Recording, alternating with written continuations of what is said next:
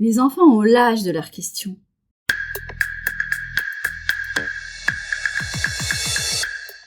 Bienvenue dans Daronade de comptoir, le podcast participatif des darons et daronnes. Je suis Mounam Kinsi et je me pose plein de questions de parents. Si la question du jour vous fait réagir, envoyez-moi un vocal, j'en ferai un épisode long avec toutes vos réactions. Les liens sont en bio de l'épisode. Aujourd'hui, je me demande si les enfants ont l'âge de leurs questions.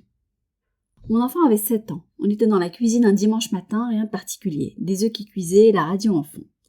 Et il m'a demandé « Maman, est-ce que tu as peur de mourir ?» 7 ans. Des œufs sur le feu, une question qui m'a traversée comme un courant d'air froid. Aujourd'hui, on parle de ça. De ces questions que nos enfants posent et qu'on n'avait pas vu venir. Des questions sur la mort, sur Dieu, sur la guerre, sur le Père Noël, sur l'injustice, sur pourquoi les gens font du mal. Ces questions immenses posées avec une simplicité désarmante, souvent au mauvais moment. Et qu'est-ce qu'on fait avec ça, nous ? Moi, je suis restée plantée là, spatule à la main, les yeux qui commençaient à accrocher et moi qui cherchais quelque chose à dire ou à m'accrocher à quelque chose. Ma première réaction, honnêtement, c'était de désamorcer, de dire « Mais non, t'inquiète pas avec ça » ou « On a encore plein de temps » ou une de ces réponses qui referment la question avant même qu'elle ait eu le temps d'exister. Ma deuxième réaction, presque simultanée, c'était de paniquer légèrement. Parce que oui, j'ai peur de mourir, et je ne savais pas du tout si je devais le dire à un enfant de 7 ans. Surtout, j'aurais préféré qu'il pose la question à son père. J'ai retourné les œufs et j'ai soufflé, et j'ai dit « des fois, oui ». Il a réfléchi une seconde et il a dit « Moi aussi, mais surtout j'ai peur que toi tu meurs ». Et là, les yeux brûlés, les larmes montées, l'enfant de 7 ans qui me regardait avec les yeux absolument clairs, pas angoissé, juste curieux, juste là dans la question. Et c'est lui qui tenait la conversation bien mieux que moi. Est-ce que les enfants ont l'âge de leurs questions ? Et si c'est le cas, est-ce que nous, on a la capacité d'y répondre honnêtement ? Ou est-ce qu'on les protège surtout de notre propre incapacité à tenir ces questions-là ? Autrement dit, quand on dit qu'un enfant est trop petit pour une question, de qui parle-t-on vraiment ? Les psychologues du développement nous disent quelque chose de contre-intuitif. Les enfants pensent à la mort, à l'injustice, à la souffrance, bien plus tôt qu'on ne le croit. Et bien plus sereinement qu'on ne le fait.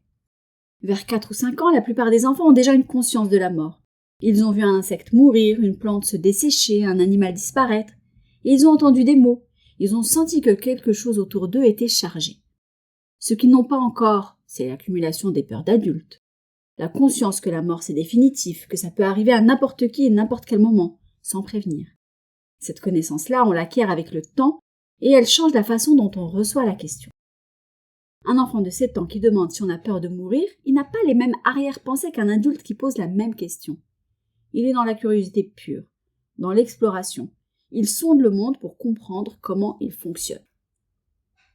C'est nous qui chargeons la question de tout ce qu'elle porte pour nous. Et c'est ce poids-là qu'on a du mal à déposer pour répondre simplement. Il y a quelque chose de très culturellement situé dans notre façon de gérer les grandes questions avec les enfants. Dans beaucoup de sociétés occidentales contemporaines, on a développé une idée de l'enfance comme un espace protégé. Un espace où certaines vérités n'entrent pas, ou entrent seulement de façon douce, progressive ou même encadrée. La mort, par exemple. On dit « il est parti »,« il s'est endormi pour toujours »,« il est au ciel ». Pas parce que c'est plus vrai, mais parce qu'on croit que ça protège, que l'enfant n'est pas prêt, que la vérité brute serait trop lourde. Dans d'autres cultures et dans d'autres époques, les enfants étaient présents aux morts, aux enterrements, aux rituels de deuil. Pas comme spectateurs perturbés, mais comme membres de la communauté à part entière qui apprennent que la mort fait partie du cycle. Ce n'est pas une nostalgie, ce n'est pas « c'était mieux avant », c'est juste l'observation de notre façon de protéger les enfants des grandes questions, dit aussi quelque chose de notre propre rapport à ces questions. Et que cette protection-là a un coût, celui de les laisser seuls avec des intuitions qu'ils ne peuvent pas nommer. Ce que j'ai remarqué, et ça m'a surpris, c'est que les questions de mon enfant me révèlent des endroits en moi que je croyais avoir réglés. Pourquoi certaines personnes ont moins d'argent que d'autres ? J'ai bégayé. Pas parce que je n'ai pas de position là-dessus, mais parce que ma position est compliquée, pleine de nuances, de contradictions, et qu'un enfant de 8 ans mérite une réponse claire. Est-ce que les gens qui font du mal sont méchants ? J'ai failli dire oui, et puis j'ai réalisé que je ne croyais pas vraiment à ça et que le dire aurait été mentir par confort. Ces questions me forcent à savoir ce que je pense vraiment, pas ce que je suis censée penser. Pas la position raisonnable, ce que moi je crois. C'est inconfortable et c'est une des choses les plus utiles que la parentalité m'ait faite. Voilà la contradiction que j'ai du mal à résoudre. D'un côté, je crois que les enfants méritent des réponses honnêtes, qu'esquiver leurs grandes questions, c'est leur dire que certains sujets sont tabous, que le monde est trop compliqué pour eux et que leur curiosité, cette magnifique curiosité non filtrée, n'a pas sa place. De l'autre, il y a des réponses honnêtes qui pèsent, qui peuvent installer une anxiété qu'un enfant n'était pas en train de chercher, qui peuvent ouvrir des portes qui n'avaient pas encore frappé. « Maman, tu as peur de mourir ?» Si je dis oui avec toute la charge que ça représente pour moi, est-ce que je ne transfère pas quelque chose qui lui appartient pas encore? Et là, je crois que la distinction qui compte, c'est celle entre répondre honnêtement et répondre complètement. On peut être honnête sans tout dire.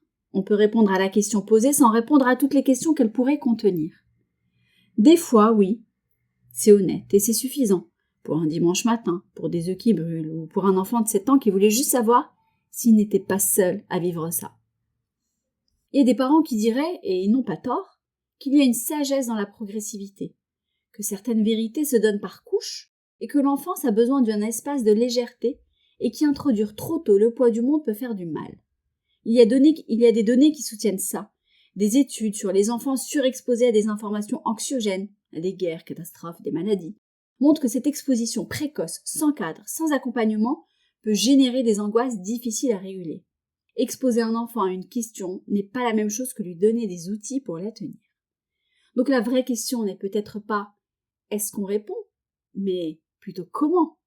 Est-ce qu'on répond en restant dans ce que l'enfant a demandé, ou est-ce qu'on reste à sa hauteur, à la hauteur de sa question et pas de la nôtre? Parce que nos réponses débordent souvent, on prend la question comme un tremplin vers nos propres angoisses et on atterrit bien plus loin que là où l'enfant nous attendait. Je pense à des questions précises qu'on m'a posées. Pourquoi il y a la guerre?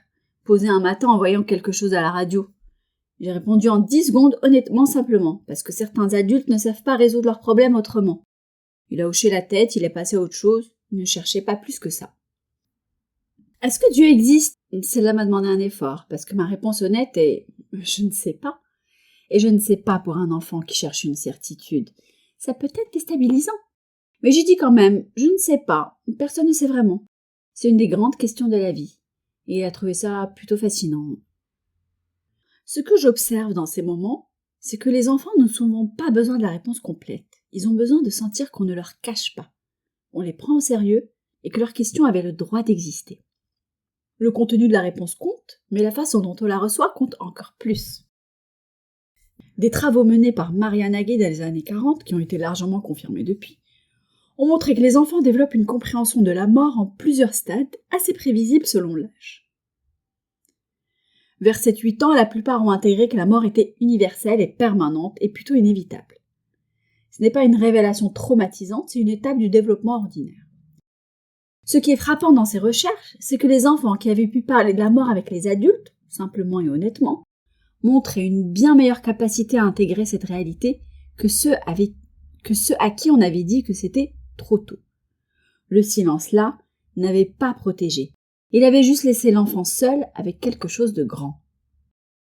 Une étude plus récente menée au Royaume-Uni auprès d'enfants ayant vécu un deuil montrait que ceux dont les parents avaient répondu directement à leurs questions, même maladroitement, s'en sortaient mieux émotionnellement que ceux dont les parents avaient évité le sujet. La maladresse honnête battait l'esquive soignée. Je trouve ça utile à savoir et un peu réconfortant. Moi, voilà où j'en suis. Je crois que oui, les enfants ont l'âge de leurs questions, peut-être même qu'ils sont souvent plus prêts que nous à les tenir. Ce qui manque parfois, ce n'est pas la maturité de l'enfant, c'est la nôtre, notre capacité à rester dans la question sans vouloir la refermer, sans vouloir la résoudre, sans avoir besoin que l'enfant reparte rassuré parce que ça nous rassure, nous. Ce que j'essaie de faire, avec mes ratés, mes esquives et mes œufs brûlés, c'est de rester dans la question avec eux, de ne pas faire semblant d'avoir des réponses que je n'ai pas, de dire je ne sais pas quand c'est vrai, et de dire moi aussi quand c'est vrai. Parce que moi aussi, c'est peut-être la réponse la plus honnête qu'on puisse donner à un enfant qui nous demande si on a peur. Ça dit, tu n'es pas seul avec ça, je suis là. Et moi non plus, je n'ai pas tout réglé. Ce n'est pas rassurant de façon spectaculaire, c'est vrai. Et les enfants, ils reconnaissent le vrai très bien. Je ne sais pas si mon fils se souvient de cette conversation du dimanche matin, les œufs brûlés, la question sur la mort et mon « des fois oui ». Moi, je m'en souviens et très bien. Je vous laisse avec ça. La prochaine fois que votre enfant vous pose une question qui vous prend de court, questions sur la mort, sur Dieu, sur l'injustice ou sur pourquoi les gens font du mal,